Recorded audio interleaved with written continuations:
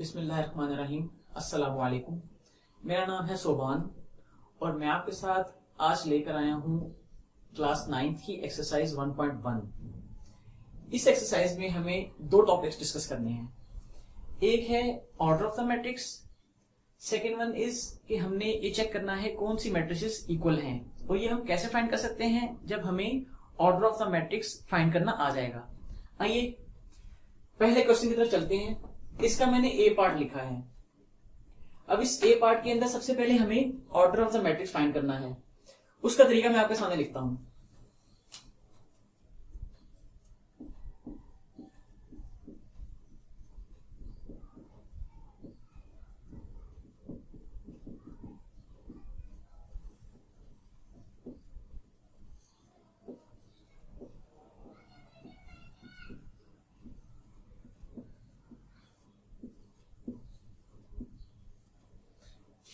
अच्छा, किसी भी मैट्रिक्स की अगर नंबर ऑफ रोज को नंबर ऑफ कॉलम्स के साथ मल्टीप्लाई कर दिया जाए तो वो उसका ऑर्डर आ जाता है।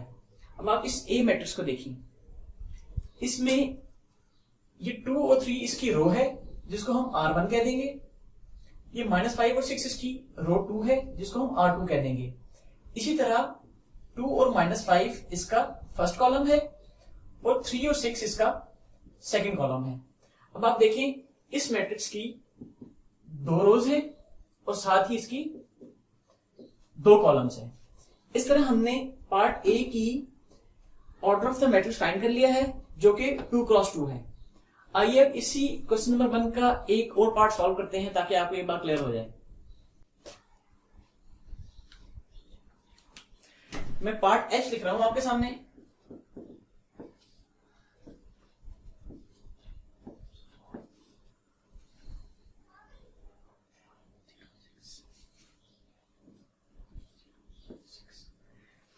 अब ये देखिए, इस मैट्रिक्स की हमारे पास 2, 3 और 4 ये इसकी फर्स्ट रो हो जाएगी, 1, 0, 6 इसकी सेकंड रो हो जाएगी।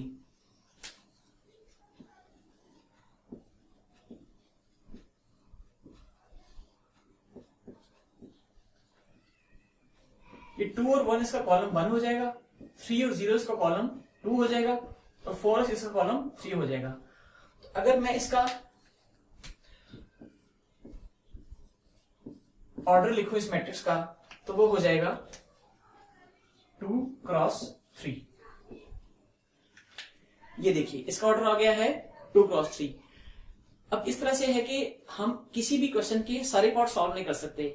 हमने मैक्सिमम उतने पार्ट सॉल्व करने हैं जिससे हमारी अंडरस्टैंडिंग बिल्कुल क्लियर हो जाए कि हमें क्या चीज उसमें पूछी गई है और उसके हम कैसे सॉल्व करेंगे। अब आप अगर ये 2 पार्ट्स सॉल्व कर लें तो आपको इसके बाकी तमाम पार्ट्स सॉल्व करने का तरीका आ जाएगा। फिर भी अगर आपको कोई कंफ्यूजन हो तो आप मुझे कमेंट्स में बता सकते हैं और उसके लिए मैं कोई एक्स्ट्रा वीडियो बना सकता हूं जिसमें आपके मैं क्वेश्चंस को आंसर कर दूं। आइए क्वेश्चन 2 की तरफ चलते हैं। आइए क्वेश्चन 2 की तरफ बढ़ते हैं। क्वेश्चन 2 के अंदर हमें फाइंड करना है कि कौन से मैट्रिसेस इक्वल हैं। अच्छा, मैट्रिसेस इक्वल होने की हमारे पास 2 कंडीशंस होती हैं। पहली कंडीशन ये है कि उसका ऑर्डर हमारे पास दोनों मैट्रिसेस का सेम होना चाहिए, और दूसरी कंडीशन हमारे पास ये है कि उसके हमारे पास कॉरेस्पॉन्डिंग एलिमेंट्स भी सेम हो। मतलब जो ऑर्डर है अगर वो 1 क्रॉस 1 है तो दूसरी मैट्रिक्स का भी ऑर्डर 1 क्रॉस 1 ही हो, और कॉरेस्पॉन्डिंग एलिमेंट्स में अगर उसका एक एलिमेंट में ए है तो दूसरी मैट्रिक्स का एलिमेंट में भी ए ही होना चाहिए। इसी तरह वो मैट्रिक्सेस जो हैं वो एक दूसरे के इक्वल होंगी। आइए मैं सारे क्वेश्चंस आपके सामने ड्राफ्ट करता हूं, उसको हम ऑर्डर फाइंड करते हैं, उसके बाद उसको सॉल्व करते हैं।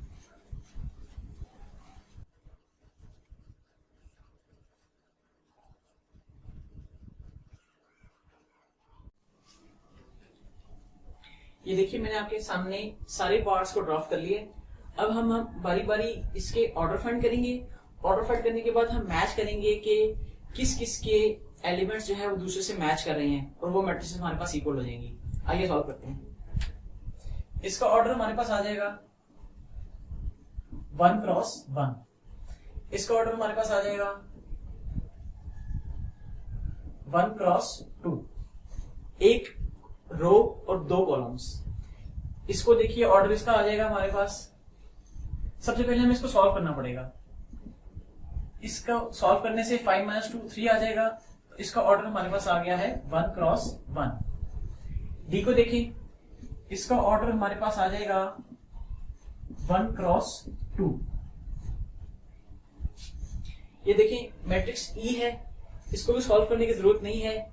इसमें हमारे पास ऑर्डर आ जाएगा 2 क्रॉस 2। एफ देखें, एफ का ऑर्डर हमारे पास 2 क्रॉस 1। इसके 2 रोज हैं और 1 कॉलम है इसका। एच देखें, इसका ऑर्डर हमारे पास आएगा 2 क्रॉस 2। आई देखें, आई को पहले हमें सॉल्व करना पड़ता है। ये 3 ऐसे ही रहेगा और 3 + 2 हमारे पास 5 हो जाएगा। इसका हमारे पास ऑर्डर आ जाएगा 1 क्रॉस 2। इसकी सिंगल रो है और 2 कॉलम्स है। जे को देखते हैं, पहले हमें जे को सॉल्व करना पड़ेगा। 2 + 2 4, 2 - 2 0, 2 + 4 6 और जब 0 ऐड होगा 2 में तो उसमें कोई फर्क नहीं पड़ेगा। इसका ऑर्डर भी लिख देते हैं। ऑर्डर हमारे पास इसका आ गया 2 क्रॉस 2। अब आपने ये बात चेक करनी है कि किन मैट्रिसेस का ऑर्डर भी सेम है और उसके कॉरेस्पॉन्डिंग एलिमेंट्स भी सेम है। अब जैसे देखिए ए का ऑर्डर हमारे पास 1 क्रॉस 1 है। इस पूरे क्वेश्चन में हमें एक और मैट्रिक्स ऐसी नजर आ रही है सी, जिसका भी ऑर्डर इससे मैच करता है। अब देखिए क्या इसके कॉरेस्पॉन्डिंग एलिमेंट्स मैच करते हैं? हाँ जी, 3 और 3 है। तो इसका मतलब हमारे पास ए और सी को हम इक्वल कर सकते हैं। तो ए हमारे पास इक्वल आ जाएगा सी के। आगे चलिए बी को देखें। बी का ऑर्डर है 1 क्रॉस 2। ऑर्डर हमारे पास डी का भी 1 क्रॉस 2 है, लेकिन हम इसके एलिमेंट्स देखिए तो इसके एलिमेंट में पहले 3 है फिर 5 है, इसके पहले 5 है और फिर 3 है। इसका मतलब है कि हम इसको इक्वल नहीं कर सकते। आगे देखिए और मैट्रिक्स देखिए, आपके सामने एक पाई मैट्रिक्स आएगी। इसका भी ऑर्डर बी के जैसा ही है और इसके एलिमेंट्स भी एक दूसरे के कॉरेस्पॉन्डिंग एलिमेंट सेम हैं। तो इसका मतलब ये हो गया कि बी हमारे पास आई के बराबर आ गया है। आगे चलिए, आगे देखिए ई का ऑर्डर है 2 क्रॉस 2 और साथ में हमारे पास एच का भी ऑर्डर 2 क्रॉस 2 ही है। तो इसका मतलब ये हो गया कि इसके एलिमेंट्स भी सेम है, 4 4 0 0 6 6 2 2। इसका मतलब है कि हमारे पास ये भी दोनों इक्वल हो जाएंगी। मतलब ई को मैं एच के इक्वल भी कह सकता हूं। आगे देखिए और कोई मैट्रिक्स मैच करती है। एफ देखिए, इसका ऑर्डर 2 क्रॉस 1 है और जी का ऑर्डर भी हमारे पास, सॉरी ये ऑर्डर हमारे पास है 2 रोज एंड 1 कॉलम है। तो हमारे पास ये आ जाएगा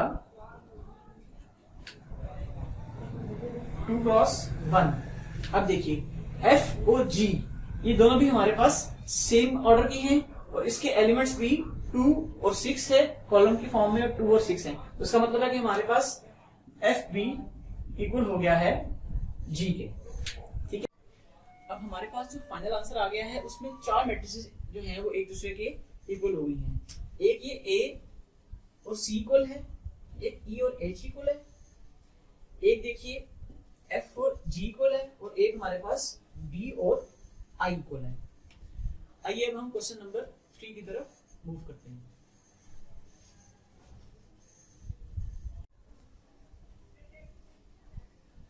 आइए हम क्वेश्चन नंबर 3 की तरफ मूव करते हैं। इस क्वेश्चन के अंदर हमें ए बी सी और डी की वैल्यू फाइंड करनी है और हमें 2 मैट्रिसेस दे दी गई हैं सेम ऑर्डर की, और जिसमें कहा गया है कि ये मैट्रिक्स की इक्वेशन को सेटिस्फाई करते हैं। इसका मतलब ये है कि इसके एलिमेंट्स को हम एक दूसरे से इक्वेट कर सकते हैं।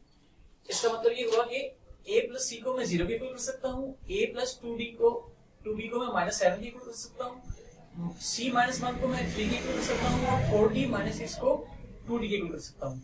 आइए पहले मैं इसकी अलग अलग इक्वेशन लिखता हूँ, उसके बाद आपके सामने इसको सॉल्व करता हूँ। a प्लस सी जो है वो 0 के इक्वल आ जाएगा, a प्लस 2b ये हमारे पास आ जाएगा -7 के इक्वल, c -1 के इक्वल हमारे पास आ जाएगा 3 और 4d - 6 के इक्वल हमारे पास आ जाएगा 2d। इस इक्वेशन नंबर 1 2 3 और 4 कह देता हूं मैं। अब आप देख सकते हैं कि इस इक्वेशन में हमारे पास दो वेरिएबल्स हैं और हमारे पास दोनों अननोन है, तो अभी हम इसकी वैल्यू को फाइंड नहीं कर सकते। क्वेश्चन इक्वेशन 2 पे आए तो इसमें भी हमारे पास दो वेरिएबल्स हैं, इसको भी हम अकेले को सॉल्व करके उधर से वैल्यू नहीं निकाल सकते। इसको देखिए, इसमें सिर्फ और सिर्फ एक वेरिएबल है, इसका मतलब है कि हम इस एक वेरिएबल को इजीली सॉल्व कर सकते हैं। अगर हम इसको इक्वल की उस तरफ ले जाए तो हमारे पास सी की वैल्यू निकल आएगी। इसी तरह हमारे पास क्वेश्चन 4 से भी डी की वैल्यू आराम से निकल सकती है। आइए पहले इन दो को सॉल्व करते हैं, बाकी जो इसकी वैल्यू निकलेगी उसको दूसरी इक्वेशंस में पुट करने के बाद हम उससे सी की और बी की वैल्यू को फाइंड कर लेंगे। आइए, c माइनस 1 इक्वल्स टू 3 है। अब इसकी वैल्यू को मैं इक्वल से उस तरफ ले जाता हूं -1 को, तो c मेरे पास आ जाएगा 3 प्लस 1 जो कि आ जाएगा 4। ठीक है, c की वैल्यू मैंने फाइंड कर ली जो कि है 4। आइए d की वैल्यू फाइंड करते हैं। d की वैल्यू मेरे पास आएगी 4d minus 6 equals to 2d। अब इस 6 को मैं इक्वेशन से दूसरी तरफ ले जाता हूं तो मेरे पास 4d इक्वल्स टू 2 प्लस 6 हो जाएगा, तो ये मेरे पास 8 आ गया।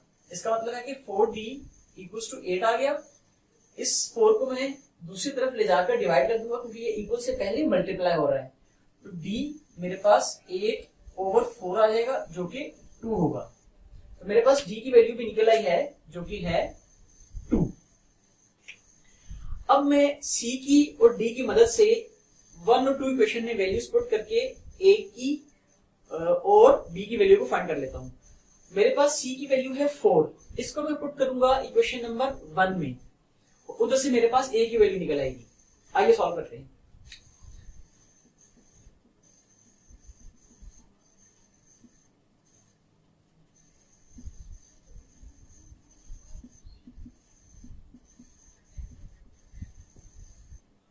मैं c की वैल्यू को इक्वेशन नंबर 1 में पुट करने लगा हूं। सबसे पहले हम इसको ऐसे ही लिखेंगे, a plus C equals to 0। अब c की जगह पे मैं 4 की वैल्यू को रिप्लेस कर दूंगा, a प्लस 4 इक्वल्स टू 0। अब इसको मैं इक्वल से दूसरी तरफ ले जाऊंगा, a इक्वल्स टू -4 और ये मेरे पास a की वैल्यू आ जाएगी।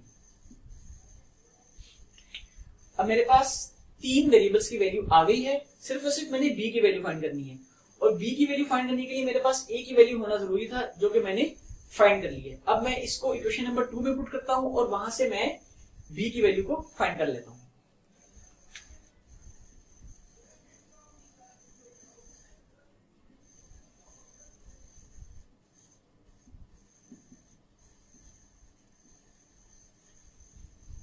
सेकंड क्वेश्चन मेरे पास है a plus 2b equals to -7।